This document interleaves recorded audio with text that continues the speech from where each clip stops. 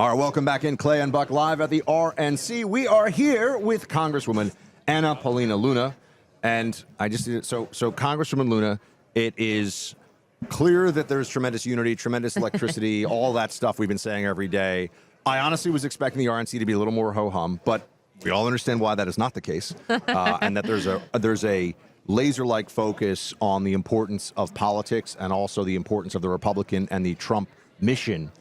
How are you seeing it right now? How does it feel to be a few days into this and to be one of the most noteworthy new members of Congress, by the way? Congratulations on that. Thank you. You know, I think it's telling and pretty interesting that I'm being asked to speak, and I'm a freshman member of Congress. I think I obviously am more of a populist official.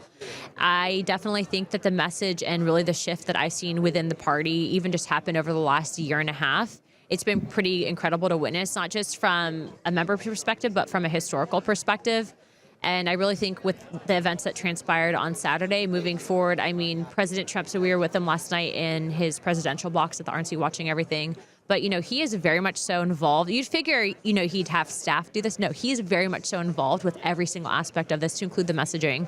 And so when you're seeing every single day, we have a concise, tailored message on what that topic is. You know, I'm speaking tonight. We're going to be talking on national security and the military. And so I'm pretty excited.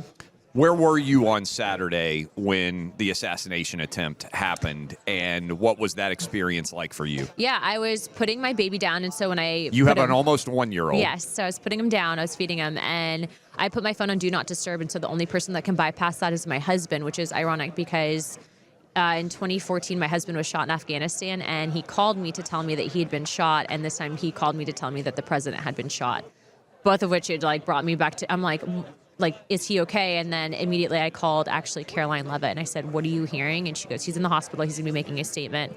So just sit tight. And so when you hear that happen, the minute, and I think it was really important because he knew in that it's, you know, anyone probably would have cowered, and his act of defiance getting up, that's when you really see what someone's made of. So I wouldn't have criticized him, by the way. If he had crawled on all fours to get off that stage, there's no shame in that. But he got instead, up in defiance and just like courage and just said, fight, fight, fight. But then also too, you knew he was okay, and he's sending a signal to his supporters that he was okay. So it was pretty incredible. Yeah.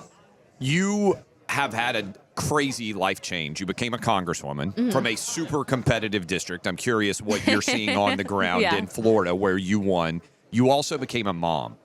What was more earth-shattering, becoming a mom or becoming a congresswoman? What changed your life more? Probably a mom, because it rewires your brain chemically.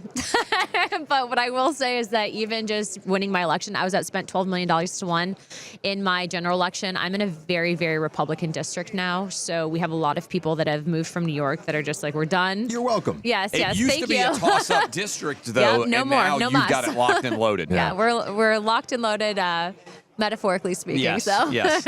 Yeah. And what do you think about the Democrat strategy that seems to be emerging? You know, we were talking to all these Hill staffers last night here. That's the fun thing. You get to see everybody. The Hill tea. It turns out, well, yeah, it turns out a lot of Senate staffers and a lot of Hill staffers, Clay, listen to this show every day, which makes me very happy. We appreciate that. Oh, boy, I might get in trouble then, depending on what I say.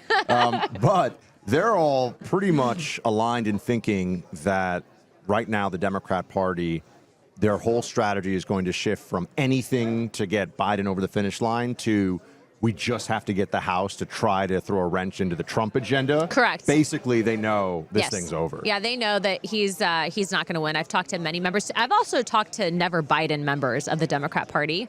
And so they know that it's over. I think Biden administration, for what I'm hearing, also knows that it's over. They are trying to do something via an executive order to actually treat Ukraine like a NATO member to actually prevent President Trump from actually being able to do anything in that regards. But I am also hearing that, and I don't know if it's a correct headline, I have to verify, but I heard that Ukraine and Russia are potentially in peace talks now. So we'll see what ends up happening with that, and I have to fact check that. But you know, what I'm also seeing is that I do think that they are trying to then target these competitive seats. But again, based on what happened on Saturday and based on the fact that I think a lot of people are just sick and tired with how expensive everything is, and that's really what it's coming down to, I think that we're going to win. For people watching tonight, what kind of preview can you give us about what your speech will be like, and what is that experience do you expect going to be like to walk out and have millions of people watching? Well, when you put it like that, very stressful. Don't worry, no pressure. Yeah. I'm actually going to be talking about something that I've been talking about for a while, and that you can have peace through strength, but you don't have to involve yourselves in every foreign conflict. And I think we need to understand, and I think President Trump understands this the best, really what our military families, our military goes through. I'm a vet. My husband's a vet. But again, you walk with a big stick in hopes that you never have to use it. If you get to pick right now in advance one piece of legislation by issue, right? I mean, I know legislation can be 1,000 pages long, but that Donald Trump would sign as his crowning legislative achievement along with Congress in year one, what would it be on? Is it on immigration? Is it on national security? Is it on the economy? What would be top of the agenda? Unified government, Trump term 2. I would say if he could do it via an executive order, right, and have it. Do you want Trump to do it executive order I would say style? via an executive order, because I don't want it to be watered down. He needs to defund every single federal agency that is illegally investigating and going after American citizens utilizing FISA. Wow, that would be a big change. A big move. How nervous are you? Last question here as we finish off, and we encourage all of you to watch tonight, Congresswoman Anna Paulina Luna. How nervous are you about the FBI investigating Donald Trump? I'm extremely nervous. I actually reposted a tweet that Thomas Massey put out. We are trusting the same organization to investigate that wasn't able to find who planted the RNC pipe bomb. I think that's incredibly accurate. Good luck tonight. We're all rooting for you, and congrats on almost making it. I mean, we were rooting for her when she was being out about 12 true. to 1. We had you on. But congratulations also on 1 year old, almost. That's a big deal. Thank you. And we look forward to watching tonight. Look, sports fans, right now you need to download the Prize Picks app. You can play it in Congresswoman Luna's Florida State. You can play it in Georgia. You can play it in Texas. You can play it in Tennessee, California. I played it last night. Managed to hit a 5-1 winner on the Major League Baseball All-Star game that I gave out as a part of the Outkick show that I do.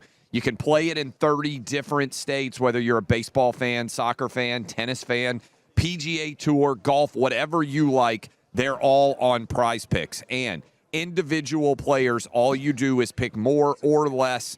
Brand new example right now with the Olympics coming up. A lot of you are going to be watching. You can get hooked up if LeBron James scores just 1 point at the Olympics. How do you do it? Go to prizepicks.com, put in